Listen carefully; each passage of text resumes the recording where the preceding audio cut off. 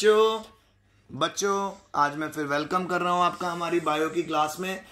सो बेटा आज भी मेरे पास बड़े ही अच्छे क्वेश्चन है आपके लिए। कल जो मैंने आपको इंपॉर्टेंट क्वेश्चन करवाए थे, एक तो जी एबायोटिक और बायोटिक कंपोनेंट में डिफरेंस करवाया था, ठीक है। फिर मैंने आपको करवाए थे जी अलग अलग तरह के इकोसिस्टम, और उसमें सबसे अच्छा इकोसिस्टम था जी, जो मोस्ट इम्पॉर्टेंट इकोसिस्टम था ना, वो था जी एग्रो इकोसिस्टम। अब भैया एग्रो इकोसिस्टम इंपॉर्टेंट क्यों है? क्योंकि हमारा जो फूड और फोडर है वो सारा एग्रो इकोसिस्टम से आता है, ठीक है। फिर आज मेरे पास क्वेश्चन है जी, कार्बन साइकिल और नाइट्रोजन साइकिल को एक दूसरे से डिस्टिंग्विश करके दिखाना है हमने। अगर नाइट्रोजन साइकिल की बात करें, ये तो अब आपको बहुत अच्छे से आ ही चुकी है बेटा। क्या होता है इसके अंदर? इसमें जो एटमॉस्फेरिक नाइट्रोजन है उसको सबसे पहले नाइट्रोजन फिक्सिंग बैक्टीरिया फिक्स करते हैं। What is the meaning of fix? जो नाइट्रोजन के मॉलिक्यूल के बीच में ट्रिपल बॉन्ड होता है ना, उस बॉन्ड को ये तोड़ देते हैं, उसको ब्रेक कर देते हैं।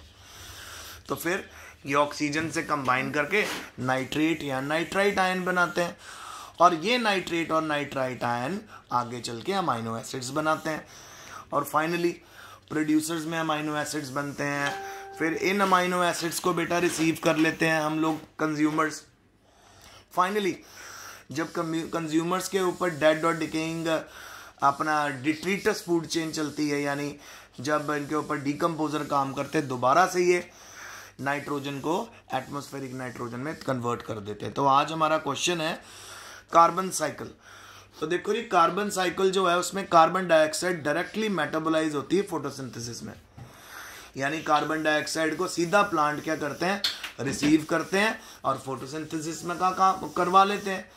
फोटोसिंथेसिस में क्या क्या यूज होता है? कार्बन डाइऑक्साइड यूज होती है, वाटर यूज होता है, सनलाइट यूज होती है। अब नाइट्रोजन साइकिल में प्लांट डायरेक्टली नाइट्रोजन को नहीं रिसीव कर सकते, वही क्योंकि मैंने आपको ऑलरेडी बताया कि डायरेक्टली क्यों नहीं रिसीव कर सकते, उसके पीछे रीजन है बेटा, क्योंकि नाइट्रोजन के बीच का ट्रिपल बॉन्ड भी तो तोड़ना है। क्योंकि नाइट्रोजन गैसियस फॉर्म में है, उसको प्लांट रिसीव नहीं कर सकते। सबसे पहले इसका रिड्यूस होना जरूरी है। रिड्यूस का मतलब इसका ट्रिपल बॉन्ड टूटना जरूरी है, और जब ट्रिपल बॉन्ड टूट जाएगा तो बेटा ट्रिपल बॉन्ड टूटने के बाद इसके नाइट्राइट और नाइट्रेट बनने जरूरी है। तो ठीक है जी, कार्बन साइकिल में कार्बन डाइऑक्साइड एकदम मेटाबोलाइज होनी शुरू हो जाती है फोटोसिंथेसिस से, जबकि नाइट्रोजन साइकिल में it is little bit difficult, है ना, इम्पॉसिबल ही, क्योंकि एजोटोबैक्टर हो गए, नाइट्रोजन फिक्सिंग बैक्टीरिया हो गए, फ्री लिविंग हो गए, इनका बहुत जरूरी होना है ना, प्रेजेंट होना बहुत जरूरी है। नेक्स्ट है जी, कार्बन डाइऑक्साइड की जो बायोलॉजिकल इन्वॉल्वमेंट है वो कम होती है और कॉम्प्लिकेटेड होती है, जबकि बायोलॉजिकल इन्वॉल्वमेंट जो नाइट्रोजन की होती है वो बहुत ज़्यादा होती है, is more extensive and complicated. तो बायोलॉजिकल इन्वॉल्वमेंट कार्बन डाइऑक्साइड की लेस एक्सटेंसिव, लेस कॉम्प्लिकेटेड क्यों? आप सभी जानते हो, जब आप ब्रीद इन करते हो एयर, कितना वो है, जब आप ब्रीद इन करते हो एयर तो ऑक्सीजन अंदर जाती है, उसके एक्सचेंज में जो कार्बन डाइऑक्साइड होती है वो बाहर निकलनी शुरू हो जाती है ना, तो मतलब ज़्यादा इसका रोल नहीं होता। और जबकि जो नाइट्रोजन साइकिल है उसके अंदर बेटा बहुत एक्सटेंसिवली नाइट्रोजन यूज होती है। देखो जी, प्रोटीन में भी नाइट्रोजन प्रेजेंट होएगी, ठीक है, क्योंकि वहाँ पे अमाइनो एसिड्स के बॉन्ड होते हैं ना, छोटे छोटे अमाइनो एसिड्स जो होते हैं बेटा, छोटे छोटे अमाइनो एसिड्स मिलके एक लंबी चेन जब बना ले तो वो कहलाती है प्रोटीन। अमाइनो एसिड्स के बीच में जब हमारे पेप्टाइड बॉन्ड्स बनने शुरू हो जाते हैं, ये पेप्टाइड बॉन्ड जब बनते हैं तो आपका एक प्रोटीन का मॉलिक्यूल जनरेट होता है। ओके जी, अमाइनो एसिड हो गए, यार फिर उसके बाद सेकेंडरी स्ट्रक्चर हो गया प्रोटीन का, टर्शरी हो गया प्राइमरी, हर जगह नाइट्रोजन की इन्वॉल्वमेंट होती ही होती है। तो नाइट्रोजन साइकिल में बायोलॉजिकल इन्वॉल्वमेंट ज्यादा होती है, जबकि कार्बन डाइऑक्साइड की इन्वॉल्वमेंट इतनी नहीं होती, यानी आप कह सकते हो कार्बन की एक इन्वॉल्वमेंट इतनी नहीं होती। नेक्स्ट, जो कार्बन साइकिल होती है बहुत स्पेसिफिक नहीं होती। तो फोटोसिंथेसिस ही वो प्रोसेस है जिसमें ढेर सारे प्रोड्यूसर्स इसका इस्तेमाल करते हैं और कार्बन को कार्बन डाइऑक्साइड की फॉर्म में यूज करते हैं। जबकि नाइट्रोजन साइकिल जो है बहुत ज़्यादा हाईली स्पेसिफिक साइकिल है, क्योंकि नाइट्रोजन का जो मॉलिक्यूल होता है ये फिक्स करता है जी स्पेसिफिक माइक्रोब्स, इसको फिक्स करते हैं, और वो माइक्रोब्स हम लिख देते हैं अज़ोटोबैक्टर। अज़ोटोबैक्टर जो है जी नाइट्रोजन फिक्सिंग बैक्टीरिया है, ये नाइट्रोजन को फिक्स करके उनको प्रोवाइड करते हैं। फिर कार्बन साइकिल का जो है जी बायोलॉजिकल नेचर है जी फिक्सेशन का है, और जबकि नाइट्रोजन साइकिल का बायोलॉजिकल नेचर जो है वो फिजिकल नेचर भी है, फिक्सेशन भी है। What is the meaning of this? वो ये है जी कि जो कार्बन है वो अलग अलग साइकिल्स में जो बिल्डिंग ब्लॉक का काम करता है। अब आपके पास कोई भी ऐसा कोई भी चीज हो, कोई भी आपके पास मास हो, अगर आप उसको जलाओगे और अगर उसके अंदर राख बन रही है, उसके अंदर एशेस बन रही हैं, सो डेफिनेटली उसमें कार्बन है, ठीक है। और नाइट्रोजन साइकिल के अंदर अगर हम नाइट्रोजन की बात करें तो बहुत से कंपाउंड हैं, केमिकल कंपाउंड्स हैं। यूरिया हो गया, अमाइनो एसिड्स हो गया, यूरिक एसिड हो गया, अमोनिया हो गया, इन सब में नाइट्रोजन होती है। और इसका फिजिकल नेचर भी होता है क्योंकि ये मॉलिक्यूलर नाइट्रोजन की फॉर्म में भी प्रेजेंट होती है, जिसमें नाइट्रोजन के बीच में डबल बॉन्ड होता है। तो ये पहला क्वेश्चन आपका हो गया। तो पहला क्वेश्चन क्या था? कार्बन साइकिल और नाइट्रोजन साइकिल में डिफरेंस। अगला क्वेश्चन आ गया, what is net primary productivity of biosphere? Biosphere की नेट प्राइमरी प्रोडक्टिविटी कितनी होती है और क्या होती है?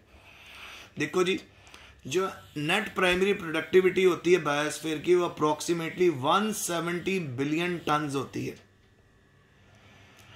170 billion tons of organic matter होता है। और माना ये 70% हमारा सरफेस अर्थ का कवर करता है।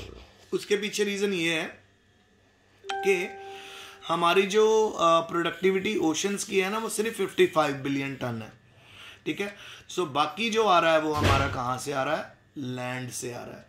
सो आपको पता ही है कि हमारी धरती के ऊपर 70% वाटर है ना, तो जहाँ पे लैंड एरिया है वहाँ से हमारी जो प्रोडक्टिविटी ऑर्गेनिक मैटर की आती है वो 170 बिलियन टन्स के करीब आती है, और जो ओशन से आती है वो 55 बिलियन टन्स के करीब आती है। नेक्स्ट, कौन सा पिरामिड है जो कभी भी इन्वर्टेड नहीं होता? यानी एक, अब ये भी देख लो ना, इन्वर्टेड वगैरह का जो चक्कर मैं आपको दिखाता हूं। ये देखिए, ये होता है बेटा अपराइट, ये होता है अपराइट। अपराइट में पिरामिड ऊपर की तरफ, और ये है जी इन्वर्टेड, इन्वर्टेड नीचे की तरफ। सो जी क्वेश्चन है, कौन सा पिरामिड है जो कभी भी इन्वर्टेड नहीं होता और हमेशा अपराइट होता है? तो वो होता है जी pyramid of energy, pyramid of energy. बेटा ये जो पिरामिड ऑफ एनर्जी है ना, ये हमेशा अपराइट होता है। उसके पीछे रीजन ये है कि सारी की सारी जो एनर्जी सबसे पहले रिसीव होती है ना, वो प्लांट्स रिसीव करते हैं। तो अगर मैं इसको डिवाइड कर दूं ऐसे, तो ये आ जाएंगे मेरे प्रोड्यूसर्स, ये आ जाएगा कंज्यूमर्स, प्राइमरी, यहां पे आ जाएंगे सेकेंडरी कंज्यूमर। सो जब एनर्जी रिसीव ही प्रोड्यूसर्स ने करनी है, उनके पास सबसे ज्यादा एनर्जी होगी, तो फिर जब वो नेक्स्ट ट्रॉफिक लेवल पे ट्रांसपोर्ट होती है तो 10% ही ट्रांसफर हो पाती है, 90% तो वेस्ट हो जाती है। तो ये जो ट्रांसपोर्ट आपको नजर आ रहा है one trophic level to another trophic level, वो प्रोड्यूसर से ही शुरू होता है। तो इस करके कभी भी ये इन्वर्टेड नहीं हो सकता, ये हमेशा अपराइट ही होता है पिरामिड ऑफ एनर्जी, ठीक है।